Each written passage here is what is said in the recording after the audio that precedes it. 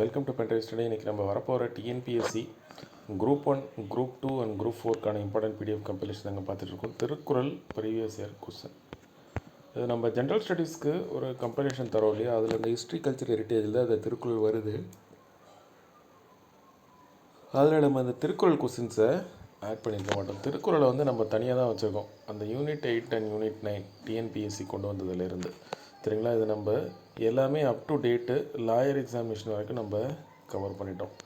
திருக்குறளுக்கு இதை தவிர்த்து நீங்கள் இந்த புக் பேக் கொஸ்டின், அதாவது ஓல்டு புக் அண்ட் நியூ புக்கில் இருக்கக்கூடிய திருக்குறள் சம்மந்தமாக இருக்கிற புக் பேக் கொஸ்டின்ஸ் கம்பேர் பண்ணி வச்சுருக்கோம். இந்த 2 பிடிஎஃப்மே போதும். ரொம்ப உங்களுக்கு எல்லாத்தையும் முடிச்சுட்டு டைம் இருந்துச்சுன்னா இந்த பிடிஎஃப் எடுத்து நீங்கள் பார்க்கலாம். தமிழ்நாடு ஸ்கூல் புக்கில் இருக்கக்கூடிய எல்லா பிடிஎஃப்பும் கம்பைல் பண்ணியாச்சு, இன்க்ளூடிங் சோஷியல் சயின்ஸ். இதை தவிர்த்து நம்மக்கிட்ட ஆப்டிடியூடு, ரீசனிங், பொதுத்தமிழ் எல்லா பிடிஎஃப்மே இருக்குது. இப்படி தான் இருக்கும் சரிங்களா. 2 மீடியம் ஆஃப் ஸ்டூடெண்ட்ஸும் யூஸ் பண்ணுற மாதிரி, both Tamil as well as English. Group 4ல் ஒரு 3 to 4, குரூப் 1ல் ஒரு 8 to 10 கொஸ்டின்ஸ் கண்டிப்பாக திருக்குறள்லேருந்து வரும்.